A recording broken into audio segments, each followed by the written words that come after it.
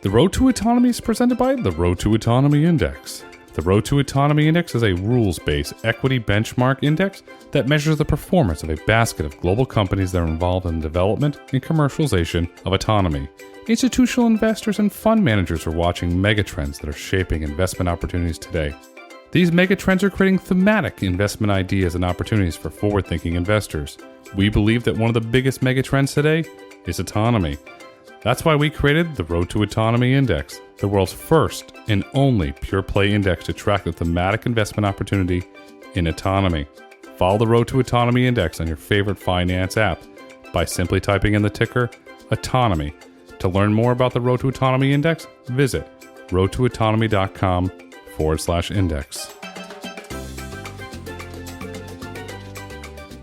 Hello and welcome to the Road to Autonomy. I'm your host, Grayson Brulte.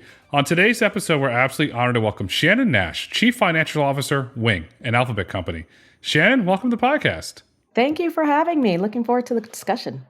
It's great to have you here. Drones are cool, but drones aren't only cool. They play a practical use case. You're delivering goods to individuals all over the world today, thousands, tens of thousands, and eventually millions of individuals. And the coolest part, you're doing this autonomously. Shannon, how is Wing approaching autonomy?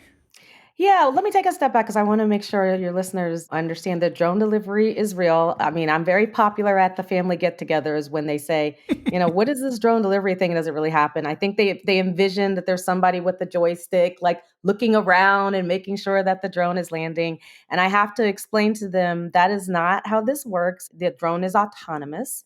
And that just means that it has the ability to plan its own routes, to figure out where to deliver the package.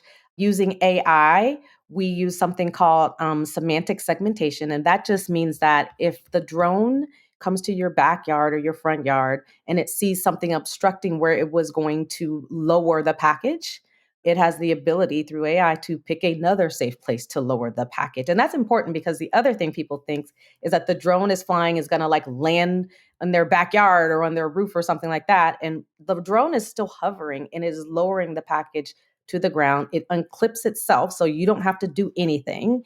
Then the tether goes all the way back up. The drone goes back in the sky and it's gone fairly quickly. It goes 65 miles an hour. So it's a super quick experience. And then you just go get your package and go about your way. And so, I think that that's one of those things where you got to see it to really understand it. We're super excited to be expanding. And I know we'll get into that, but we have tons of videos on our website, on our YouTube channel. And I always encourage people, just go look at, I'm trying to describe it, but it's nothing like seeing how it actually works in a video or even firsthand. Seeing's believing. Your videos are great. You have some members of the community that are actively using their service, and they're sitting there waiting for it. I think there was a cute one where this couple was clapping. They were so excited when it gets there. So I'm a homeowner, and the Wing delivery's coming to my neighborhood. How does it know where to put it? I don't want it to put it in the pool. That's not a good place to put it. How does it know to put it on the grass, for example? What we've done is we have delivery zones, right? And that's been mapped out in the places that we deliver. So it knows that that's a pool, right? It knows that it's water. It's not going to land it there. And that's, again, where you have to get people to understand how autonomy and AI really works. I get nothing more joyful than to see somebody post something like on a TikTok or something the first time they get their drone delivery package. But I will tell you that, what we found out from customers is that after they get that drone delivery, take where we're operating with Walmart right now in Frisco, Texas, we have a lot of repeat customers. So this becomes less cool and more a need, more something they expect to happen.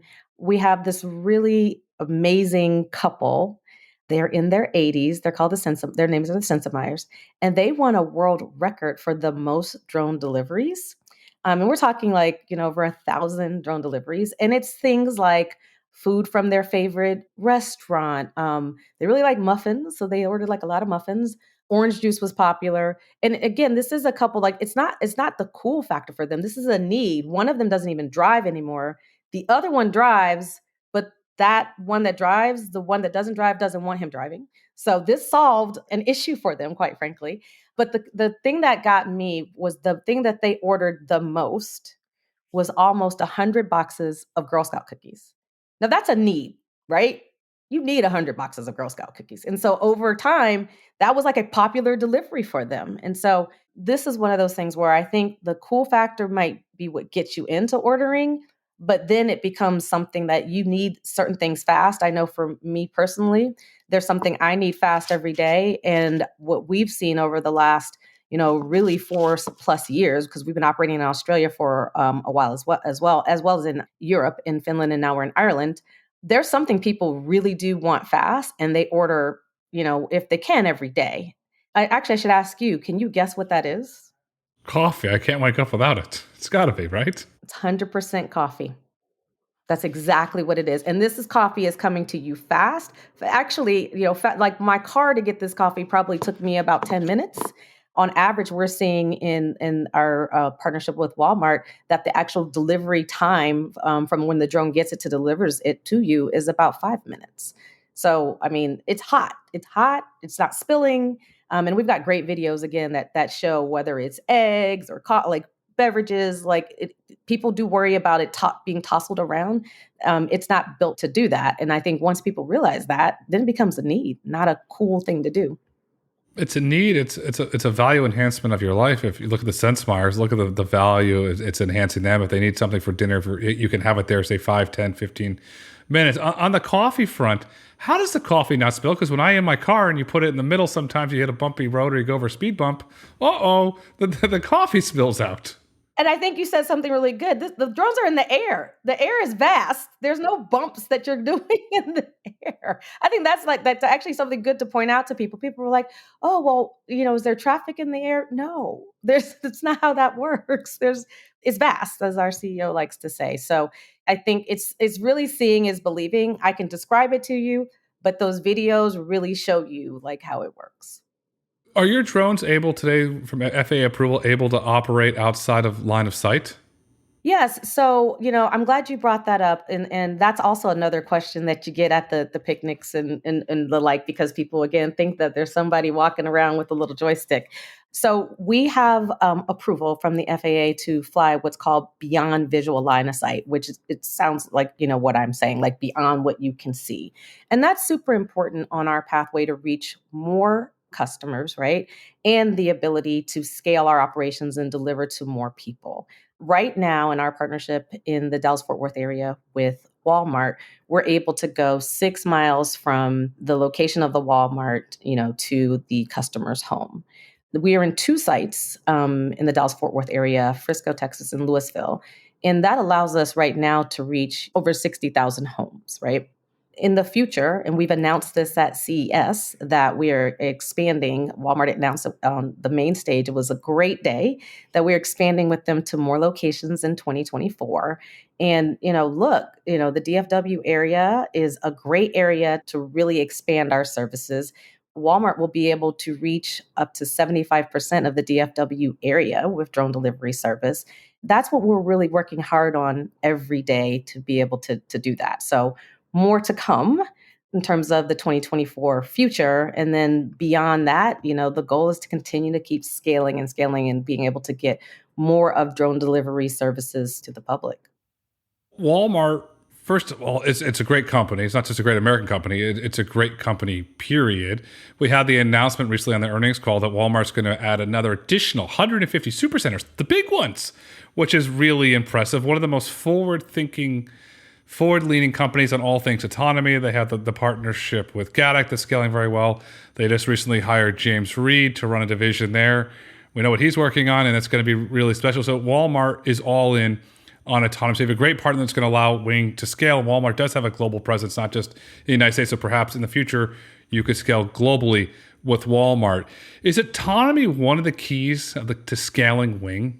Yeah, I mean, autonomy is definitely a key. And it's also really making sure that we integrate very well with the partner's workflow. And that's everything. If you go back to, especially during COVID times when curbside pickup, became really popular, there are workflows that, companies like Walmart have gotten very good at. So when you introduce a service like Wing, you want to make sure that you don't disrupt those workflows. And so we continue to iterate to make sure that our service fits into their normal workflow of getting the package, checking the package out, making sure that the package then gets out the door and then picked up by the drone. And so we continue to work on those type of things. And one of the inventions, and again, you got to see it to believe it, and you can see this on our YouTube page. YouTube page is something called an autoloader.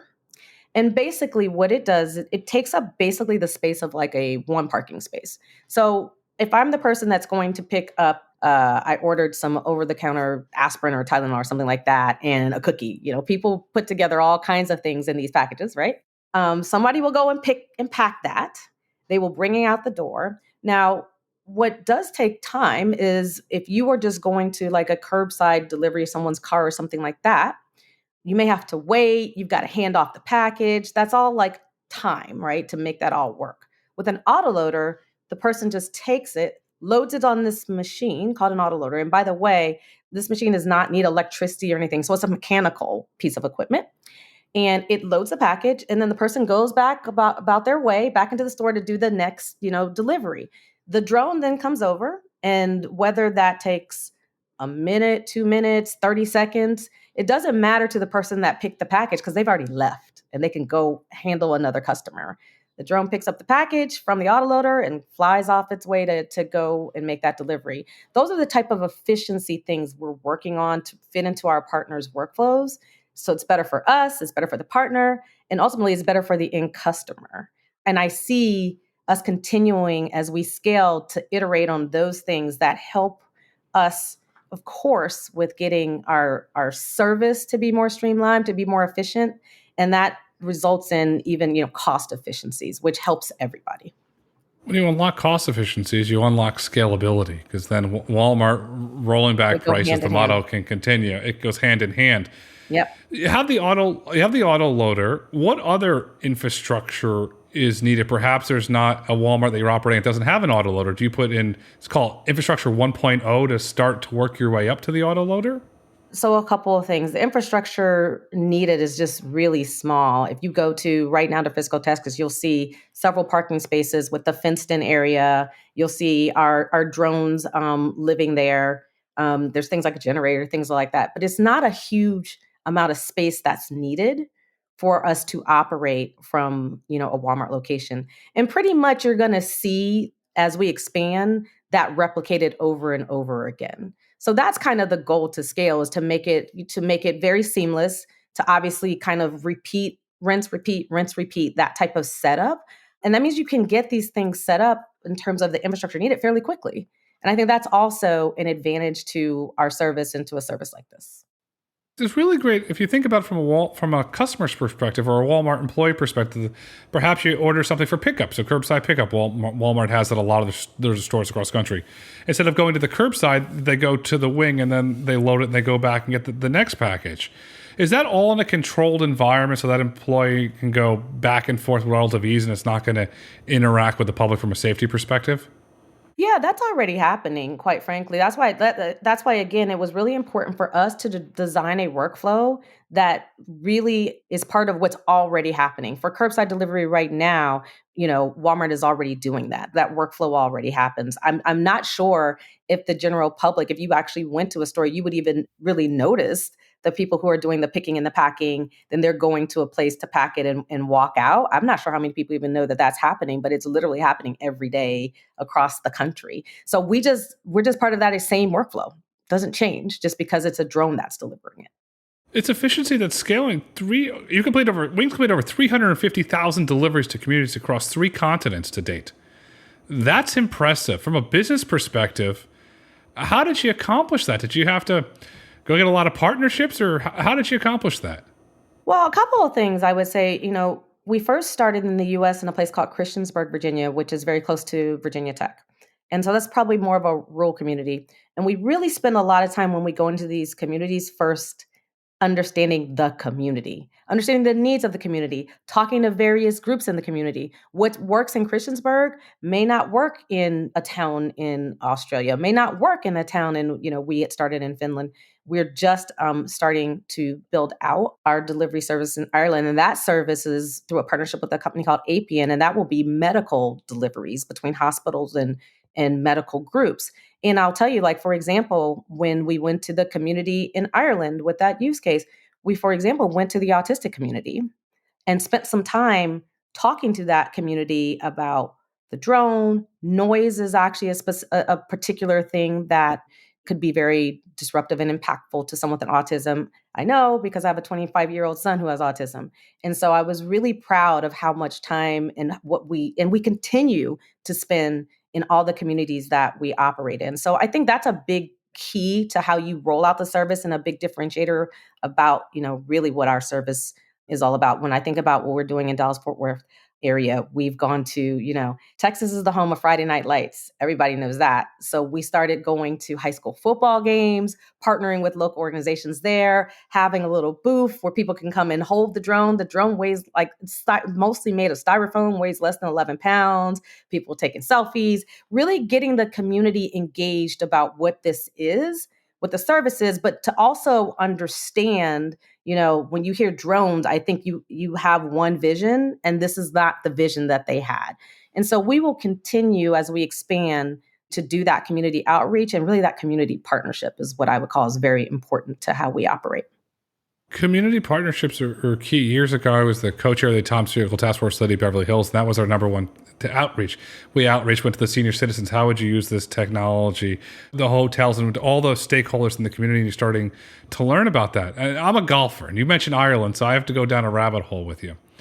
There's sometimes you're on the golf course and you run out of balls, or you're not playing very well, or you're shanked him, or perhaps it was your buddy because you don't want to tell anybody you shanked a few balls. At some point in the future, could Wing deliver golf balls to the golfer on the golf course to bail him out? I'll tell you, I think that's a great use case. We need to sign you up. Look, last year for the Super Bowl, we also partnered with an organization, and we went to the Sports Illustrated's golf tournament. And we actually had our drones there. And again, people were able to see the drones, do all kinds of things with them. And we delivered kind of the first ball when there was a tournament when it teed off. We delivered the first ball to the golf course, and it was the first hole. It was really people were amazed that could happen. So that is a use case we've actually done before, and I think it has legs. We'll see. But yes, the drone could do that. I'm not too far. That's another example of what Wing's capable of. What's Wing's business model? Our business model is truly to be the preferred delivery mode for the millions of small packages that get delivered every day. There's multiple times, like last night, when I get home, there's all these boxes outside my house. And it was worse when two of my kids are adults now and have moved out, one's in college. But when all five of us were here, it was even worse. And you'd get these packages and they'd be small things, but in 15 packages, it just would be ridiculous.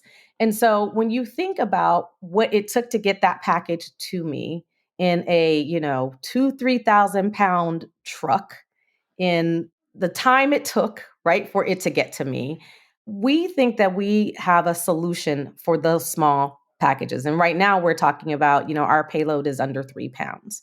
We think that this also has all kinds of other benefits for society, not just cost. We're talking about the environment. We're talking about, accidents, things of that nature. We think that this helps with all kinds of societal use cases, besides just the fact that, we've done a study ourselves on fast mile delivery, and 74% of the people who took that survey are in favor of having the ability to have drone delivery to deliver items to them fast, whether it be over the counter, whether it be, hey, I'm having a Super Bowl party and I ran out of limes. I would have had to get in my car. This is a great use case. We think that that's where, we differentiate ourselves. You're still going to have to go find another means to get your whole, Thanksgiving dinner, right? We're still not going to be the provider of, you went and bought a refrigerator or something. Drones are not going to be delivering things like that. There's still we're augmenting delivery modes that are out there, but we think we're right sizing it for the actual use case of all of these small items that we all on a weekly basis have to run and go get, or we have to have a big truck bring to us. Last night I was making a salad. I ran out of arugula, so I had to get in my car and go to the grocery store and buy a arugula. That's okay, fine. I'm sober. It's fine. Inconvenient, yes, but fine. You offer a solution, but I could sit here and make a really interesting economic argument in your favor around, you mentioned Super Bowl.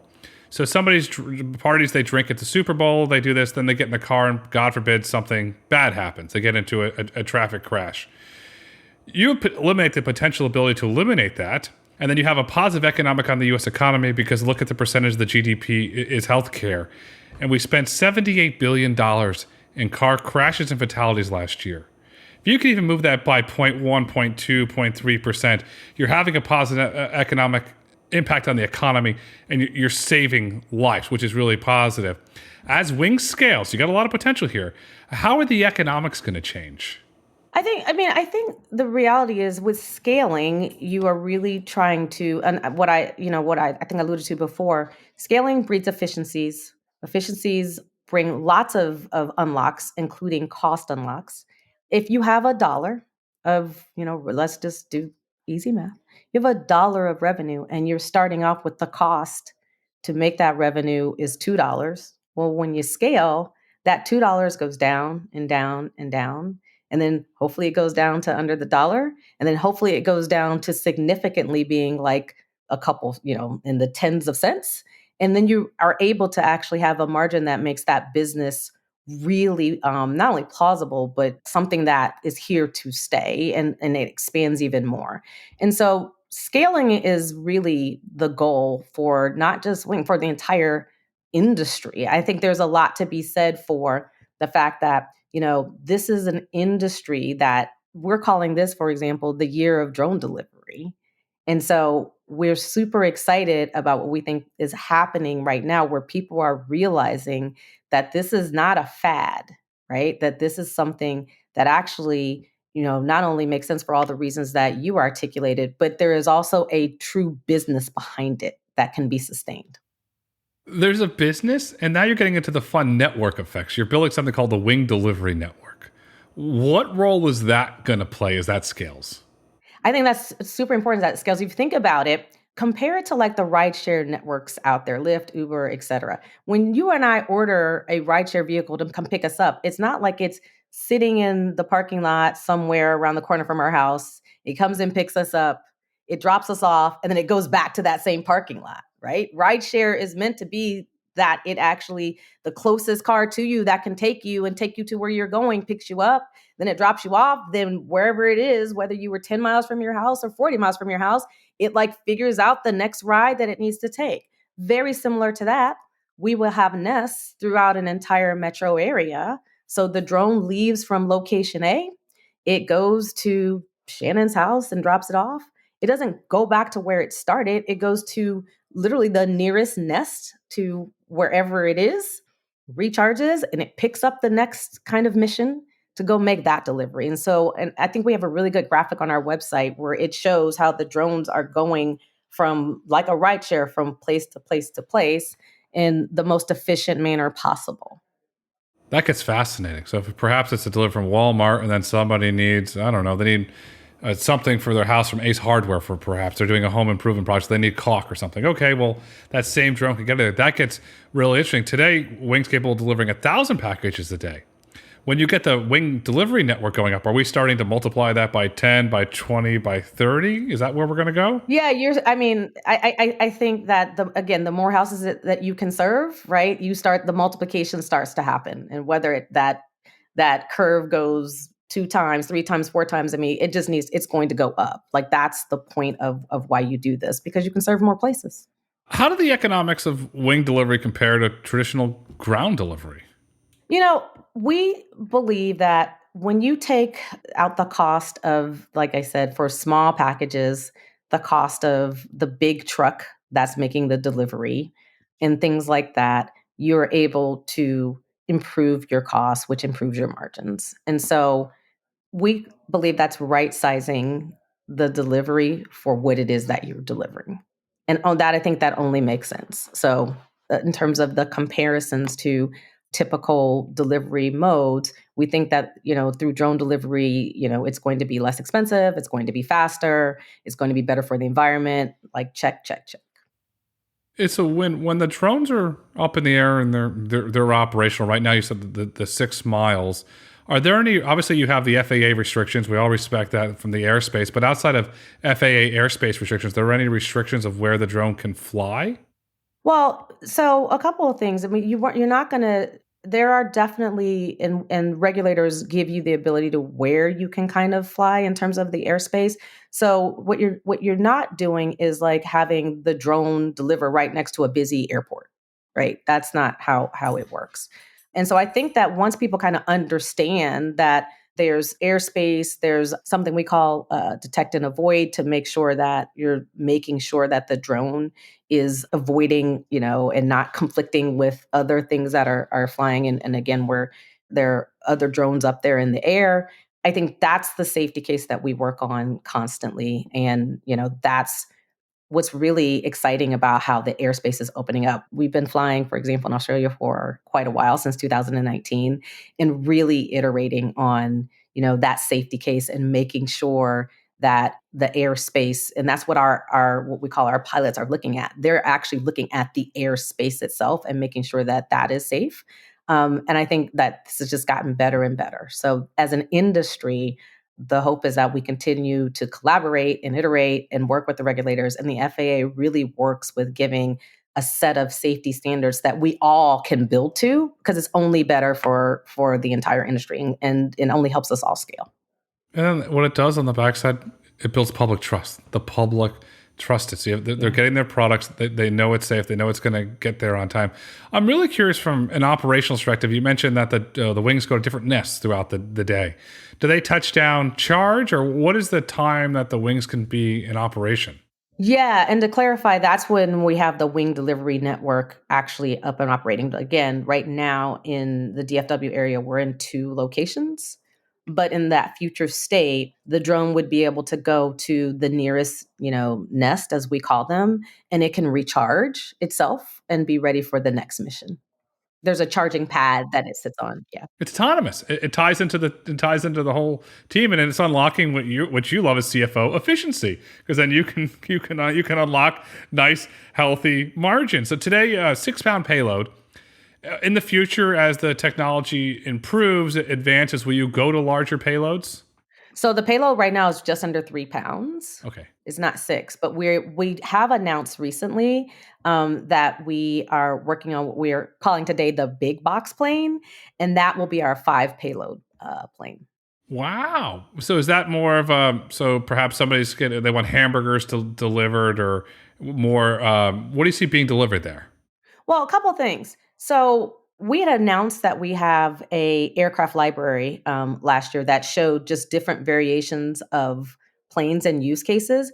And so what we really do is we work with our partners to understand what is the need, and we look at the customer demand. And so what we have found in the United States is that around 70% of all of our packages are delivered by one drone, but about 30% of what people ordered required us to send 2 drones. And so this big box plane is really addressing that 30% market. How are we able to address their needs? And so we really worked with our partners to better understand that. And because we already had this aircraft library, we were able to pretty quickly design and then start really working on this big box plane, which we expect to be something we use towards the end of this year. So super excited about that. That plane will be able to again carry a 5 pound payload. It'll roughly weigh, I guess, around 20 pounds. So a little bit bigger, right, than our current plane that's around 11 pounds. And the new plane will have like a round trip range of about 12 miles.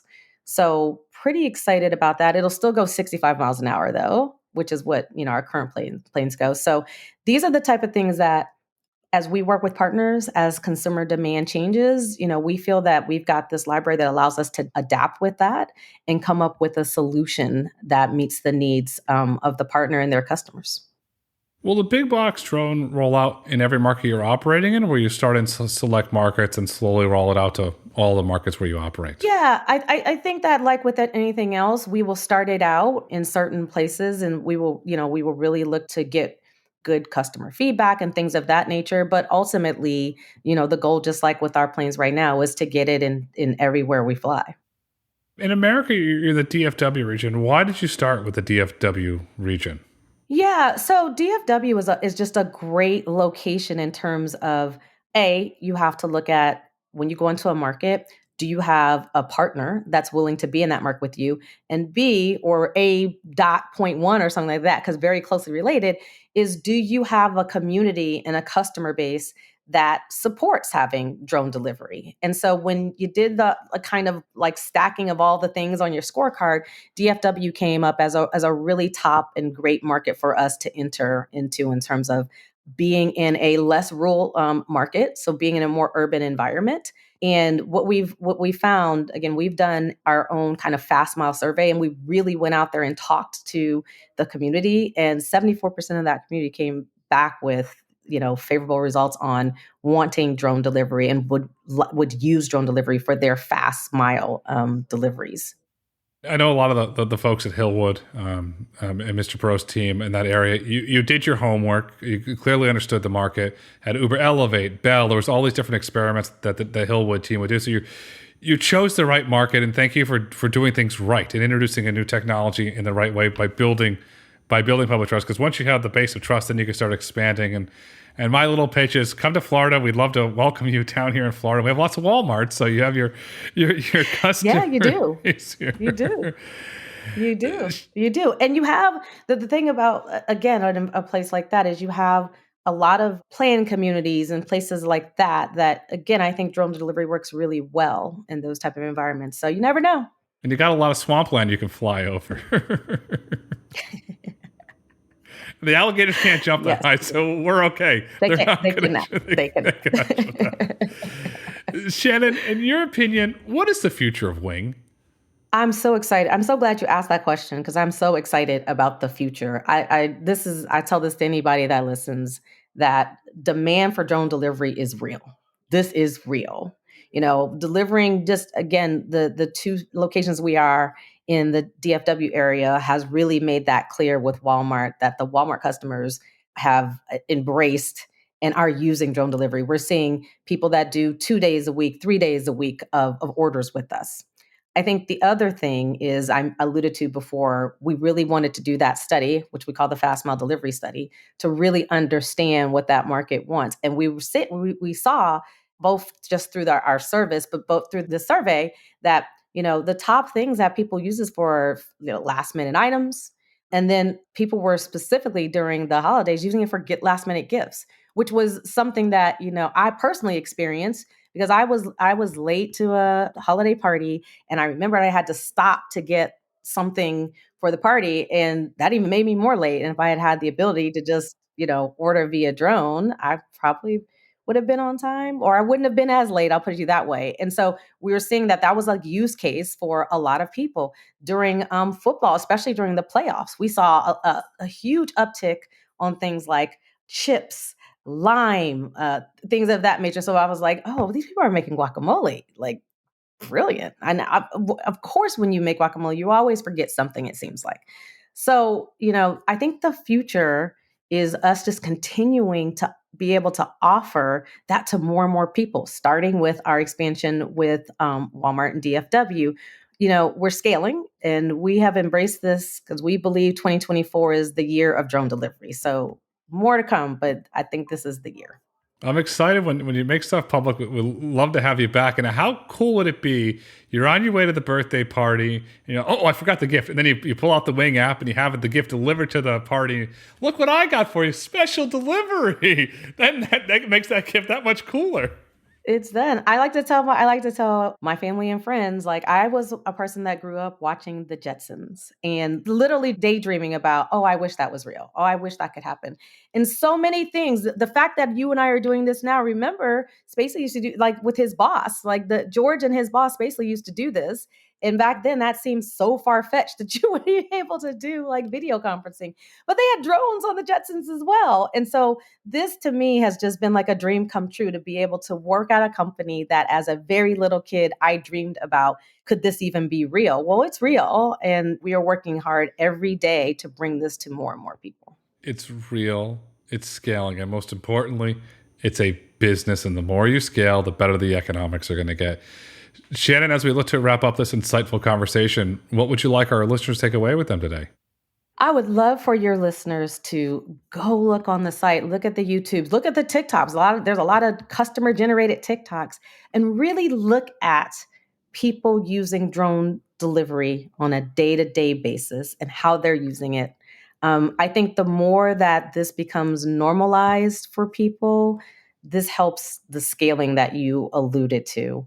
I also want people to, really think about how this can impact their lives. I think once people think about that, they get excited. Certainly when I'm at the dinner parties or whatever, and I tell people what I do, they get excited. And I'd love for more and more people to experience that. So that's what I hope people have learned a little bit about the business, about what we've done, but more importantly, really look at all of the stuff that's out there. And a lot of this is customer generated. It's not even us putting it out there because we hope that they will be able to experience it too. What we're seeing with your sister company, Waymo, and I have a dear friend that just did this, recently flew to Phoenix to ride in the Waymo cars all day. Perhaps in the future, individuals will go visit a friend in Frisco or the DFW area and have a wing delivery so they can experience it. As you said, and I agree with you, and I can't wait to see what's cooking, 2024 is the year of drone delivery. The future is bright, the future is autonomous, the future is wing. Shannon, thank you so much for coming on the Road to Autonomy today. Thanks for having me. If you've enjoyed listening, please kindly rate, review, and subscribe on your favorite podcast platform. Want to get in touch? Follow us on Twitter, Instagram, and YouTube at Road to Autonomy, or email podcast@roadtoautonomy.com. The Road to Autonomy podcast is produced by the Road to Autonomy LLC. The views and opinions expressed on the Road to Autonomy podcast do not necessarily reflect those views of the Road to Autonomy, its subsidiaries, its shareholders, directors, investors, or partners. The content discussed on this podcast is for informational purposes only. It should not be taken as legal, investment, tax, or business advice. Nothing is a recommendation that you purchase, sell, or hold any security or other investment, or that you pursue any investment style or strategy. The content of this podcast is presented on an as-is basis with no warranties, express or implied, of any kind. Financial mentions about companies in the Road to Autonomy Index and discussions about the Road to Autonomy Indexes are for informational purposes only and should not be relied upon when making any investment decision. Furthermore, an inclusion of security within the Road to Autonomy Index is not a recommendation by the Road to Autonomy Indices LLC to buy, sell, or hold that such security, nor is it considered to be investment advice.